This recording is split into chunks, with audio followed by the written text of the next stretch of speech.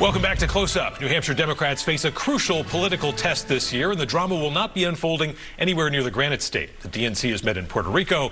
It will soon meet in New Orleans and then Washington, D.C. And what's at stake is the primary calendar.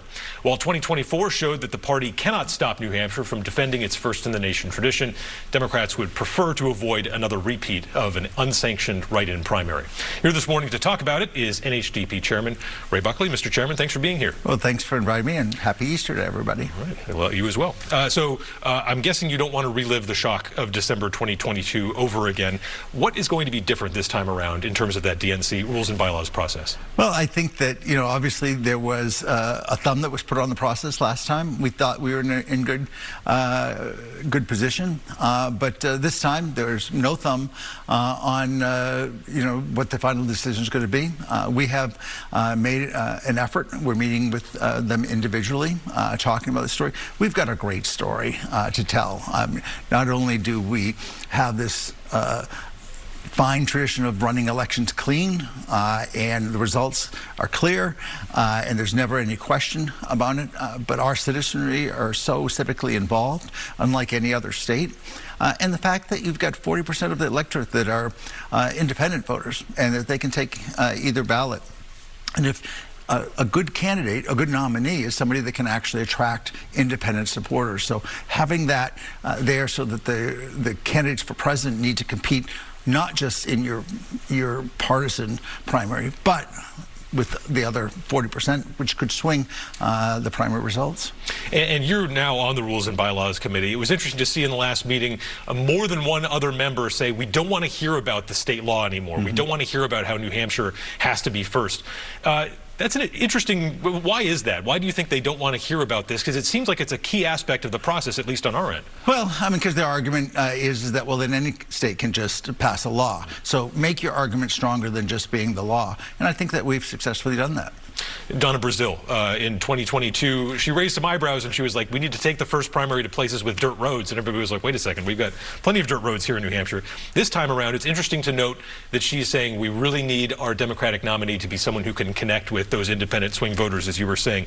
This would seem to put us back in her good graces.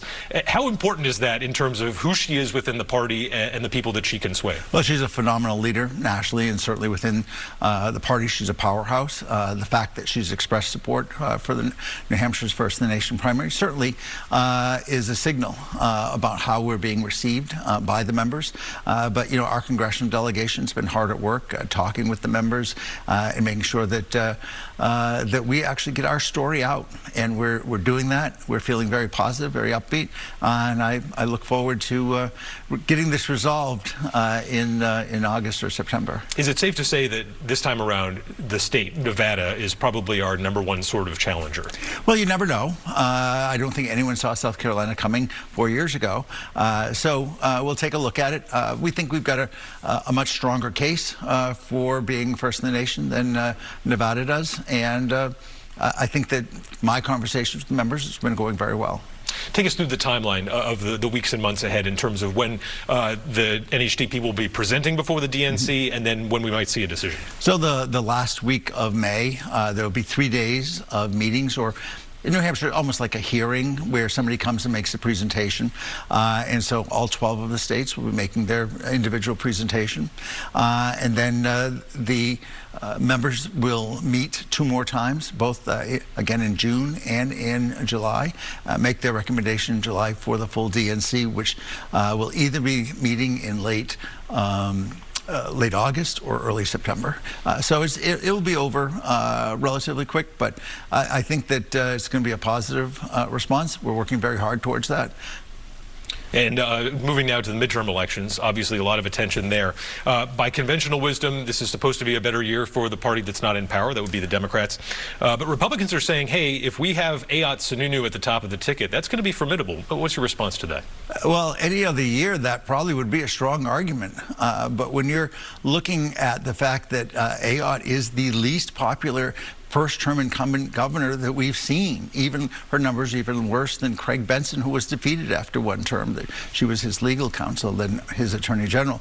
And Chris Sununu hasn't even locked down the Republican primary for U.S. Senate. So I think some of the shine of Ayotte and Sununu has worn off. People want results, and they have not been getting results from either the White House or at the State House, with Republicans have control.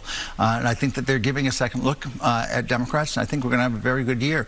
You look at that special election that we had in the Wolfville area, those results were almost uncannily similar to what's happening across the country.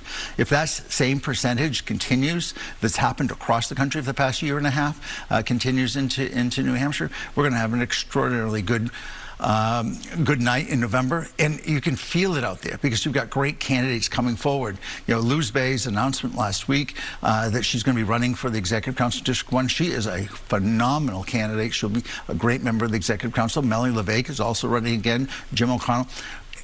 We are so far ahead of where we've ever been for both the state Senate and the House, and that I think people are feeling the sense that there is some change in the wind. People want results. They want people that are focused on real issues, kitchen table issues, as you would. And you know, that's not what they're getting from the feeling from either Donald Trump or Kelly Ayotte. You mentioned, you know, down ballot recruitment there. That's always a barometer. Are you going to be able to fill slots for all 400 seats, do you think? Well, that's always the goal. But for the last number of elections, we've actually run more candidates than the Republicans have. You know, I've been around so long, I remember when we could barely get 200 people running because, you know, the times have really changed. I think that people are feeling very bullish that we've got a great team. Both the House and Senate caucuses are working very hard to make sure that we have a majority. Let's circle back to the U.S. Senate race. Some polls, you know, conventional wisdom right now, there's been a lot of Democratic wins in a row in the federal delegation. But, you know, some of this polling shows it's not just neck and neck, but potentially we could see John Sununu edging ahead at some point. How concerned are you that Chris Pappas may be not the strongest candidate as people might have thought for this race? Well, certainly the polls you know, have not been the greatest of indication over the last couple of elections. So you can take those with a grain of salt. But you know, Chris Pappas has a solid record in his 4 terms in Congress. He's running a terrific campaign. And I think that when you compare him to what John Sununu has been doing for the last number of years, working with Wall Street, pocketing millions of dollars, and really the question about Jeffrey Epstein is out there. You know, why did Jeffrey Epstein say that John Sununu's got good stories? You know, what are those stories? I think the people in New Hampshire really are very curious about that. So you think that's fair game, you know, in the race ahead, that Epstein situation is going to be a legitimate issue?